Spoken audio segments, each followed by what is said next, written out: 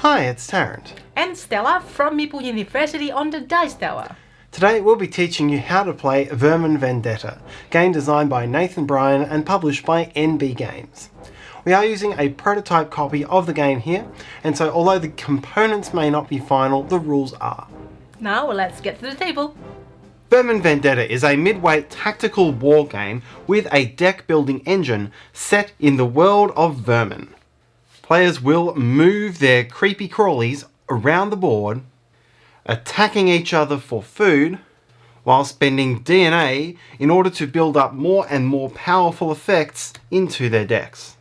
The game can be won in one of two ways, either by building up a huge stockpile of food and effects to grant the most evolution points, or by racing to be the first to complete the 6 missions unique to your bug faction. To set up for the basic competitive mode of play, each player first chooses one of the bug factions to play. Note your initiative value. The highest value will play first.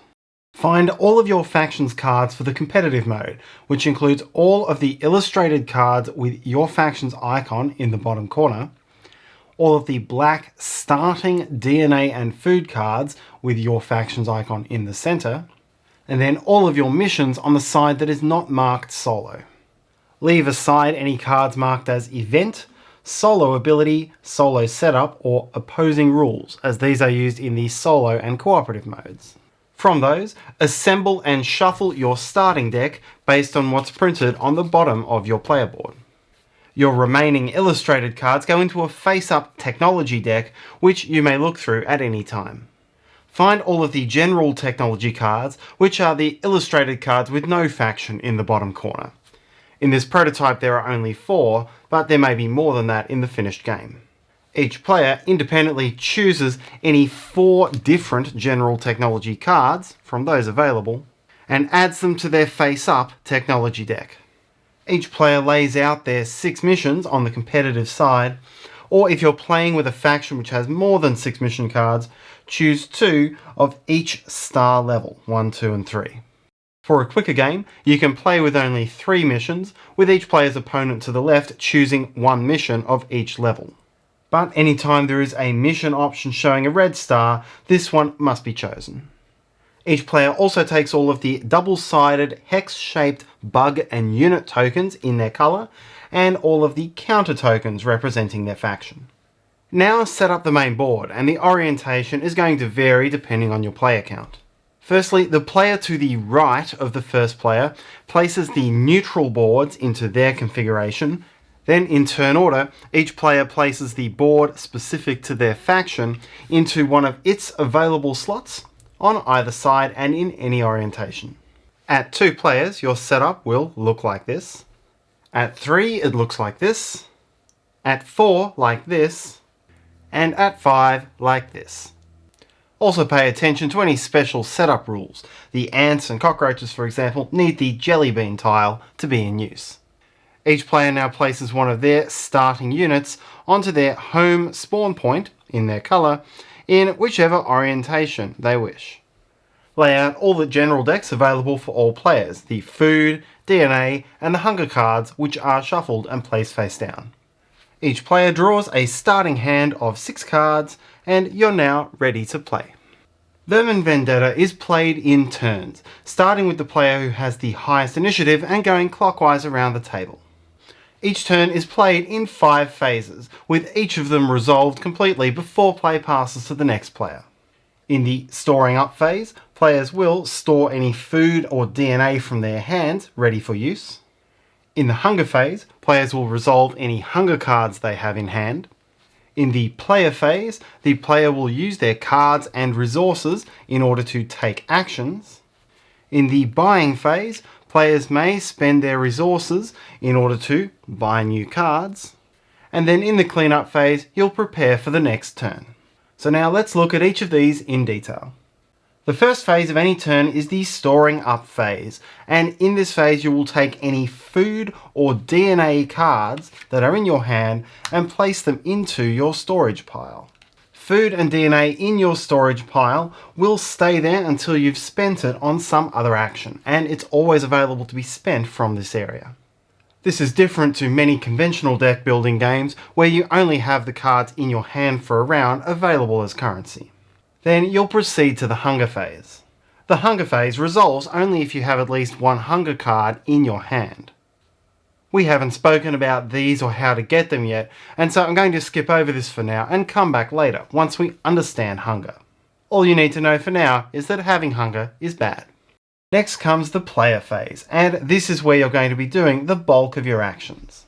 You have a full menu of actions to choose from, but you have a limit on how many actions you can take in each turn. Firstly, you always get exactly one free bug movement action out on the board. Then you get 2 action points, represented by this green exclamation mark icon, with which you can take actions that cost an action point. And you have some actions available which do not cost action points, and you can take those actions as many times as you can afford from the resources in your storage. So now let's go through the different actions. First, we'll talk about the 4 main actions you can take on the board: move, spawn, attack, and use a terrain. To trigger a move, you may take your 1 free move per turn, or play a card from your hand which grants a move effect, or play a card from your hand which lists the type of bug you wish to move up at the top. A move has 2 steps, both optional, which must be done in this order. First, rotate your bug 60 degrees in either direction, and second, move forward 1 space in the direction of the triangle on the front of the bug. You cannot move into a hex containing an obstacle, showing this icon, nor into a hex containing another bug. Some bugs have special movement rules. Low flight allows you to move up to this many spaces in a straight line without crossing any bugs or obstacles, while still being able to turn first. Leaping allows you to move up to the number of spaces shown to an empty hex, clearing any obstacles or bugs in between. Hopping restricts a bug to moving exactly the number of spaces shown, but again allows it to clear obstacles and other bugs. And a flexible bug can rotate 120 degrees instead of just 60. Bugs or units with the red foot icon cannot be moved at all. Spawning is the main way for you to get your bugs and units out onto the main board and ready for action. The main way to do this is to take the spawn a bug action from your player board, which does not cost an action point, but does cost food. Here you must pay food from your storage to your discard pile, equal to the food cost printed on the bug or unit. Some bugs or units do not have a printed food cost, and they cannot be spawned in this way. The second way to spawn is to play a card from your hand with a printed spawn action. In this case, you do not pay the food cost, and you can spawn bugs that have no printed food cost. When you spawn a bug with food, you must place it food side up. Some bug tiles have different bugs on each side, and so if you're spawning the different bug without food, you'll place it that side up. Some tiles show a basic and upgraded version of the same bug on each side, and anytime you spawn one of these, you'll always spawn it on the unupgraded side. Tiles that do not have a food cost on either side are known as units, not bugs. Place the spawn bug onto the board in any orientation in one of 3 possible locations. The first is on your home spawn point, and if you do that, you will kill any bug, friend or foe, already there. If you kill an enemy bug, gain 1 food into your storage. Secondly, you can spawn in any hex that is adjacent to at least one of your existing bugs, but not adjacent to any opposing bugs. So here in one of these 5 spaces. Thirdly, you can spawn in any hex that is adjacent to one of your own units with the spawn icon, even if that hex is adjacent to opposing bugs. Some cards use the word place instead of spawn, and so the restrictions listed above do not apply, although that effect may have its own restrictions. Some cards will tell you to place as if you've spawned, and so it follows the same restrictions, but it doesn't count as spawning for other effects in the game. The next option is to attack, and there is no default action on your player board allowing you to attack. To do this, you must either play a card from your hand with the attack action, or play a card that lists the type of unit you wish to attack with at the top of the card. When you attack with a unit, resolve a combat between it and each unit in the 6 hexes surrounding it. To resolve a one-on-one combat, you simply compare the 2 numbers on the matching edges of the hex, and the higher bug wins. The lower bug is killed and returned to that player's supply. If the bugs are tied, then neither is killed, and the defender can kill the attacker in a battle. Treat each battle as if resolved simultaneously, so even though both of these would kill this carpenter ant, this carpenter ant would still kill this blister beetle. Each player then gains 1 food for each of the opposing bugs killed in the combat. You do not gain food for killed units. If you were to gain more than 1 food in a single combat, you can take it in higher denomination cards if you wish. And if multiple defenders were to kill the same attacker, both would gain a food. Any food gained goes straight into your storage, ready for immediate use.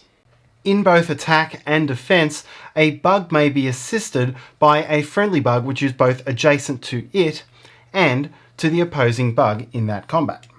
In that case, the assisting bug's value, which is adjacent to the other bug in the combat, is added to the combat total. So let's suppose that the carpenter ant attacks, and we'll have a combat with each of these 4 opposing bugs. This worker ant assists on the combat with the stag beetle, and so this combat is 2 + 1 versus 2, defeating the stag beetle. The carpenter ant and the pill bug have a conventional combat because there is no ally of either of those units adjacent to both, and so here it's a simple 2 versus 1 and the pill bug is killed. In the fight with the dung beetle is assisted by this blister beetle, who adds this 1 to this 1, making it a 2-all combat with no bugs killed. The same then applies for the carpenter ant attacking the blister beetle, which is assisted by the dung beetle. Again, no bugs killed. There is no combat activated with the scarab because the scarab is not adjacent to the carpenter ant, which was the one which attacked. As such, the end outcome is that the ants killed 2 opposing bugs and gained 2 food. Combat and killing opposing bugs is one of the main ways of gaining food in the game. A unit with the red sword icon may never initiate attack, but may assist on a teammate's attack, and a unit with a shield icon cannot be killed in combat. The exception is a unit on its home spawn point. The shield icon does not work there. The last option for actions on the map is to take a terrain action, which costs 1 action point for a bug on that terrain. A bug on sand can be flipped over to its opposite side, maintaining its current orientation. A bug on grass gains 1 grass token if it doesn't already have one. The grass token adds 1 to all of that bug's attack values for its next attack or assist in attack only. It keeps the token in a defense. Some effects in the game require you to place your bug tokens onto your bugs as a way of tracking something. This may have various effects, but as a general and stringent rule, no bug token may have more than 5 smaller tokens on it. That covers all of the actions that you can take on the main board with your bugs, and now we'll go through the actions that relate to your cards.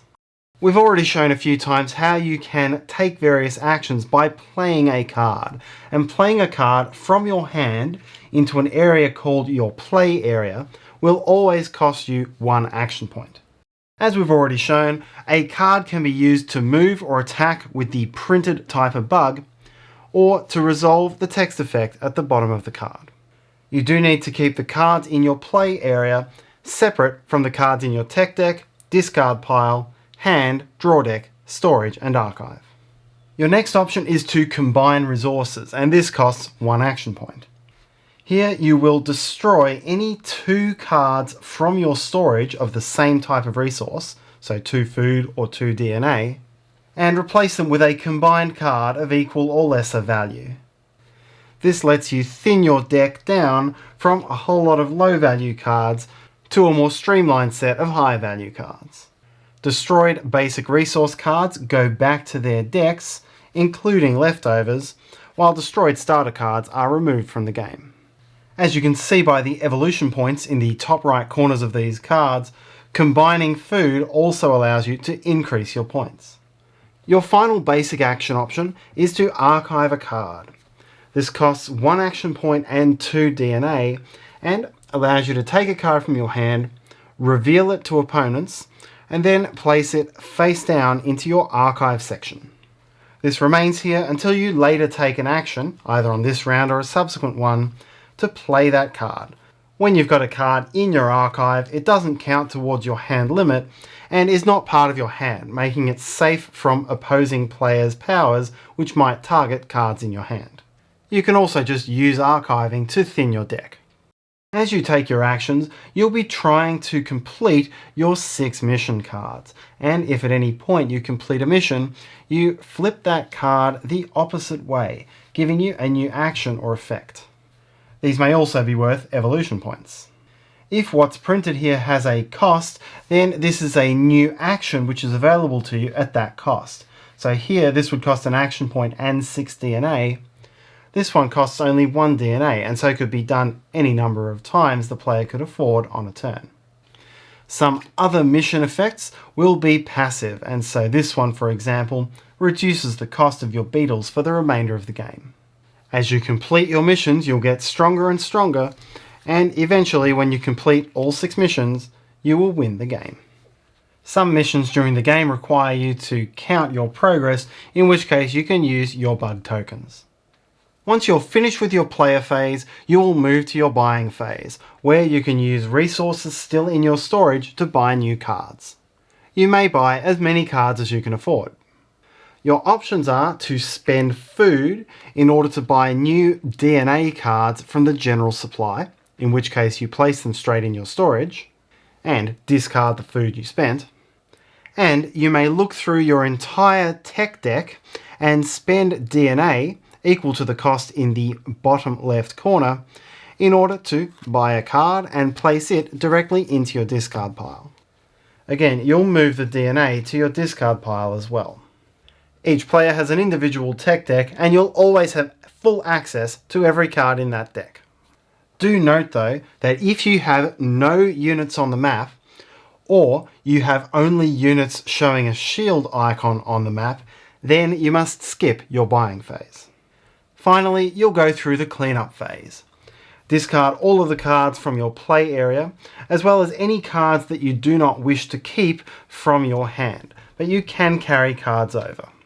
Next, if you did not either buy a card or spawn a bug through some spawn action during this turn, then you must take a hunger card from the top of the deck and place it into your discard pile. On any subsequent turn, if you have hunger cards in your hand, then you must play them into your play area during the hunger phase and resolve the negative effect in text at the top of the card. This will impact your current turn in some way and may also be worth negative points. In each case, you may choose to forego the negative effect to gain another hunger card into your discard pile. As an action on your turn which does not cost an action point, you can get rid of a hunger card that is in your play area by destroying 2 food cards. That is, cards showing any number of food, not a total of 2 food resources.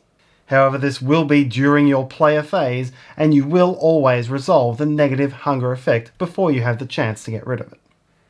Then draw back up until you have 6 cards in hand. If your draw deck empties before you've done this, then shuffle your discard pile and continue drawing until you reach 6. Finally, if your discard pile is empty at this point, add 1 leftovers card into the pile. Play then passes to the next player clockwise. The game ends immediately when a player completes all 6 of their missions, and that player wins the game. The game will also end immediately if the final leftovers card is taken from its supply deck. Players then count up all of their evolution points in their deck, hand, archive, storage, completed missions and discard pile, and whoever has the most points wins. If 2 players happen to complete all of their missions at exactly the same time, they will also check their evolution points to break the tie. There are several variants that you can play in Vermin Vendetta. As we mentioned at the start of the game, you can play a quicker variant where you will use only 3 of your 6 missions, which are chosen by your opponent to the left, must have one mission from each of the 3 difficulties and must include any mandatory missions. You can play a 2 versus 2 team mode where you and the player opposite you will be trying to complete your collective 12 missions before the other team. When playing this way, your teammates' units will count as friendly for the purposes of combat, but otherwise the rules are unchanged from the 4-player game. There are also solo and 2-player cooperative modes for the game. In these games, you will choose 2 opponents to play against, and there will be a setup board here which shows you how to set up either for solo or 2-player cooperative mode. Your opponents will have special opposing rules and will be controlled by event cards. You'll then have your own special solo ability and special solo missions which you'll be trying to complete before your opponents meet theirs. And that's how to play Vermin Vendetta. We hope you enjoyed this video. When we filmed this video, Vermin Vendetta is going to Kickstarter. So we'll put the link in the description below when it is live, so you can check it out. If you find this video useful, please help us by hitting that like button and subscribe to the Dice Tower if you haven't already done so. And if you have any questions, comments or feedback, please leave them in the comment section below. See you next time!